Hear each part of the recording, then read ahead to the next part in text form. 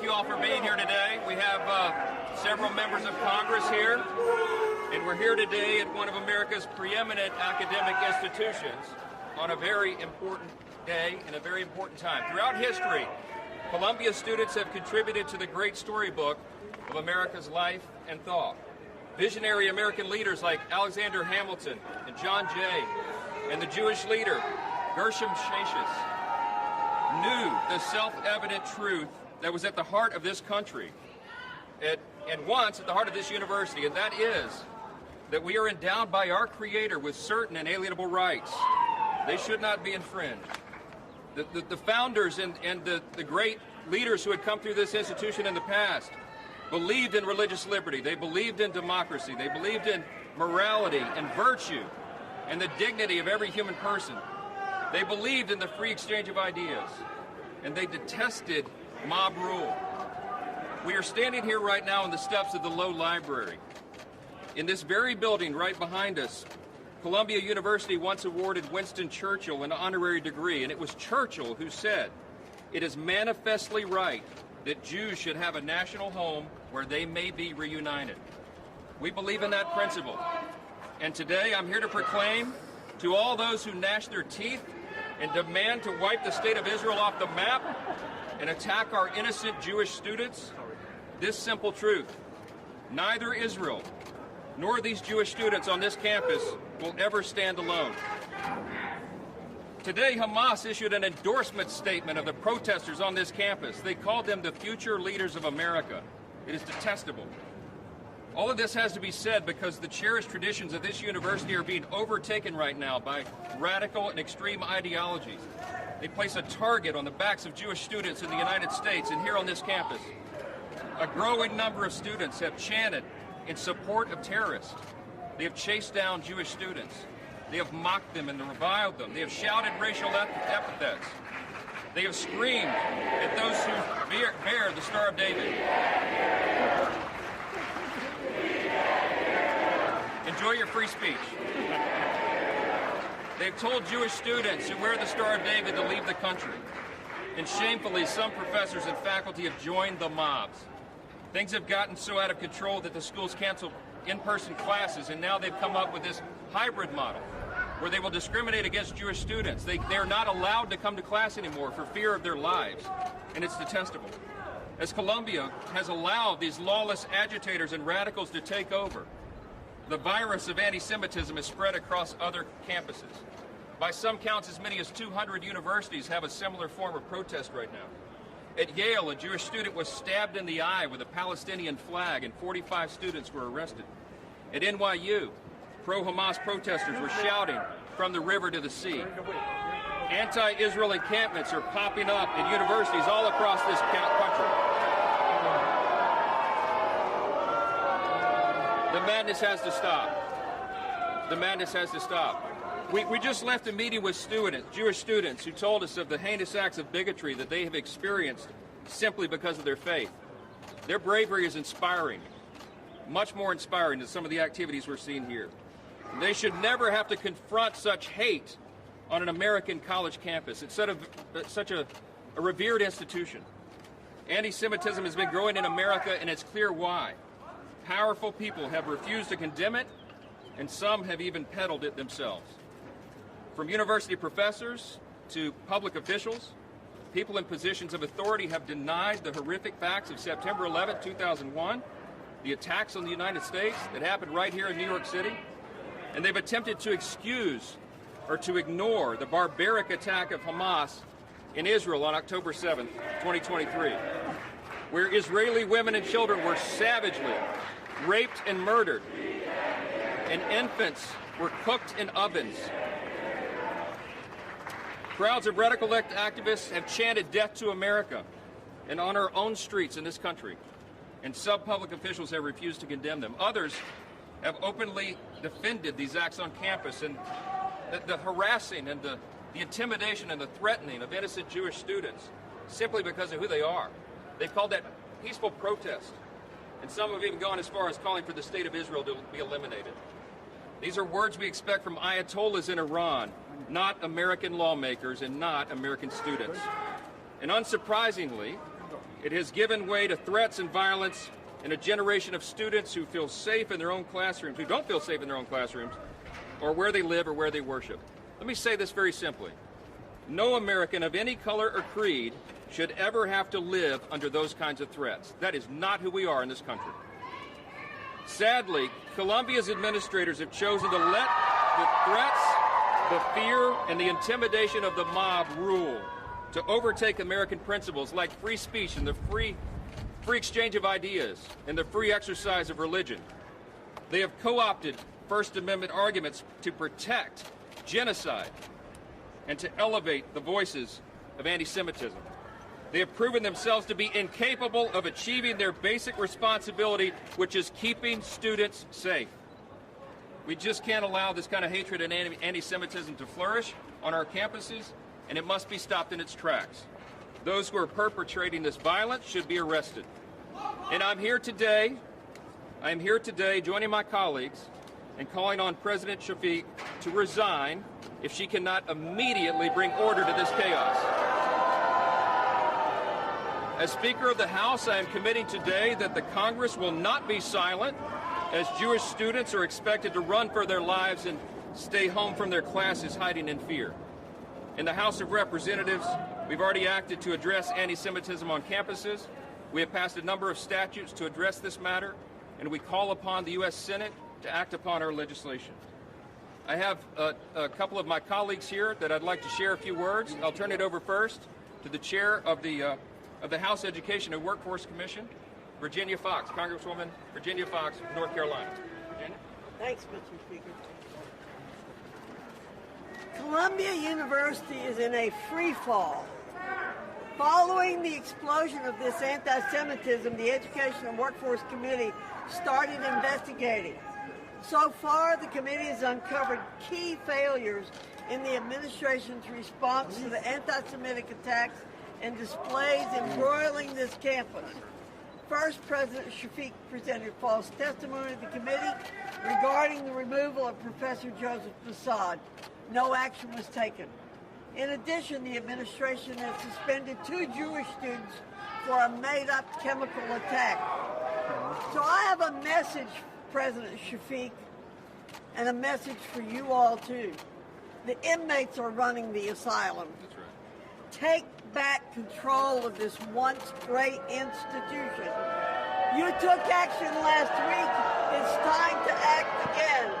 If not, the committee will pursue every possible avenue to create a safe learning environment for Jewish students. I yield back. Next is Congresswoman Nicole Malliotakis from here in New York. Welcome to New York City. Yes, indeed. Well, thank you very much for coming today. I'm so happy to welcome the Speaker to New York City, and we appreciate his leadership in coming here to condemn the anti-Semitism that has been allowed to fester on this campus. We just met with a group of students who told us that not only have they been bullied, but they've been, many of them, assaulted. They have been spat on. They have had to walk the halls of this campus to see swastikas painted. These are clear examples of anti-Semitism, and it's shocking to see that it's happening in the most diverse and welcoming city in America. It is truly outrageous, and it's clear that the president of this university cannot control the campus. She cannot and will not hold students who are doing these types of anti-Semitic activities accountable, and that she cannot keep the students who are of Jewish faith, who have paid a lot of money and have worked very hard to get to an Ivy League institution like this, that she cannot keep them safe. And that is why I join my colleagues in calling for her resignation. Thank you. Next, another congressman from New York, Anthony D'Esposito.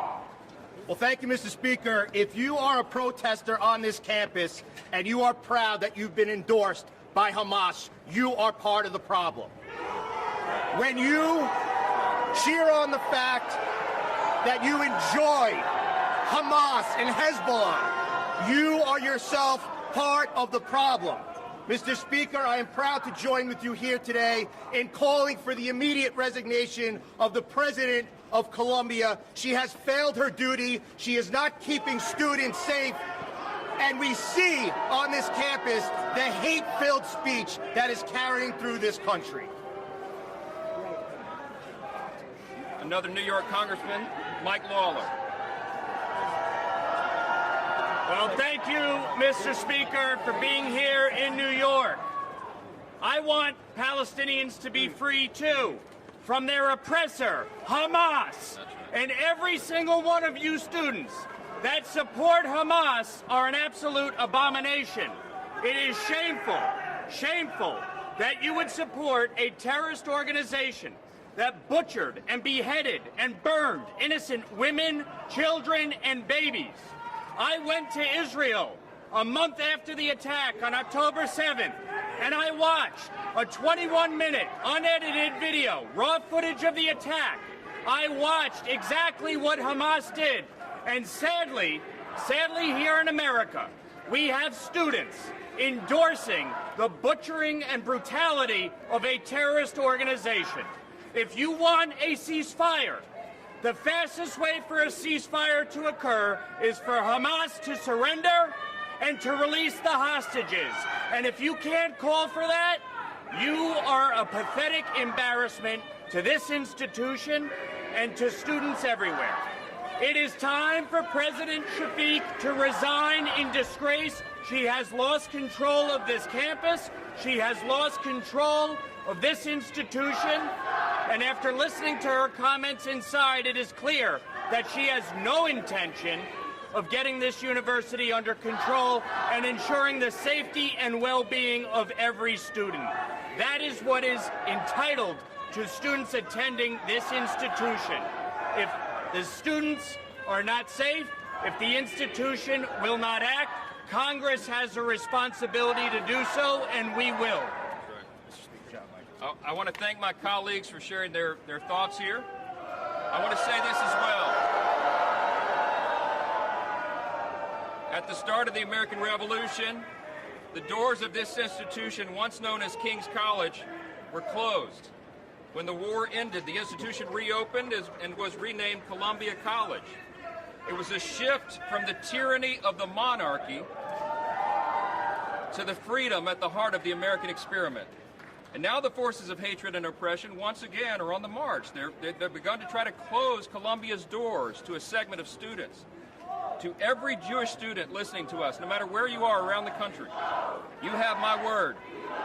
The U.S. House of Representatives will do everything in our power to ensure that you are safe, you can freely practice your faith, and you can go to school, just like everybody else. We will punish those who have allowed this violence and bigotry to go unchecked. With that, I'll take a few questions. Mr. Speaker, what about the anti-Zionist Jews in the camp celebrating Shabbat?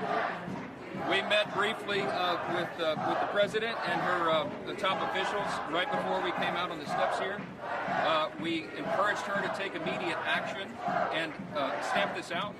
And our feeling is that they have not acted to restore order on the campus. This is dangerous. This is not free expression. This is not First Amendment. They are threatening, intimidating, saying that they will take violence upon Jewish students. We met with Jewish students who are in fear. They can't come on campus. They can't study for their final exams. This affects everybody's lives, and it affects the image that we portray to the world. This is not who we are as Americans. It's time to act. Mr. Speaker, have you spoken to the president about bringing in the National Guard? A number of senators have done that. Are you urging the president to do that as well? My intention is to call President Biden after we leave here and share with him what we have seen with our own two eyes and demand that he take action. There is executive authority that be appropriate. If this is not contained quickly, and if these threats and intimidation are not stopped, there is an appropriate time for the National Guard. We have to bring order to these campuses. We cannot allow this to happen around the country. We are better than this. We are better than this, and I'll ask the president to do that, and I'll tell him that very same thing. Speaker, what is the House going to do? So you've moved some things. What is your plan? The House has been investigating a number of these campuses. There is a nexus to federal funding. If these campuses cannot get control of this problem, they do not deserve taxpayer dollars. That's a very serious issue. You've seen our Education and Workforce Committee having oversight hearings. We have brought the presidents of these universities to Congress to testify under oath, and you've seen accountability begun there. There'll be much more of that. We'll continue to work on legislation to adjust this at the federal level. This Congress, and I genuinely believe there's bipartisan agreement on this, will stand for what is good and what is right. You support This does not matter what shouts in our faces. We're going to do what is right by America. We respect free speech. We respect diversity of ideas. But there is a way to do that in a lawful manner, and that's not what this is. Mr. Speaker, what do you want them? So there are students, some of the student organizers are part of the Jewish resistance. There are two students who has a press conference yesterday saying that they face more anti-Semitic attacks from Jewish students, from Israeli students, than from the group that is in the encampment. So how do you respond to the fact that they say I'm not sure who the aggressors are, but I will tell you that any of that is inappropriate. It's lawlessness. It's chaos. That is not who we are. We believe in the rule of law. That is one of the foundational principles of America, and it must be maintained. The college campus used to be the place for respectful debate, for the differences of opinion and the free marketplace of ideas to be discussed. That is not what is happening here. You're intimidating and shouting down people you disagree with. You cannot censor and silence viewpoints you disagree with. That is not American. You do not understand what it means to respect the First Amendment. Mr. Speaker. My message to the students inside the encampment is go back to class and stop the nonsense. Look, if we want to have a debate on campus about the merits of these things, let's do that. But you can't intimidate your fellow students and make them stay home from class. Think about that. Is that right? Do you think that's right? Stop wasting your parents' money, Congressman Lawler says. I think that's right. Mr. Speaker, what about the anti-Zionist Jews inside the camp that are celebrating Shabbat? I don't know who's in that camp over there, but I would tell you that this is unacceptable, and the American people are demanding accountability for it. And that's why we made the trip here today. That's why this press conference is important. We want this administration and the administration of every university campus around the country to bring this to account and to bring this lawlessness to an end. Speaker, do you support the Israeli invasion of Gaza?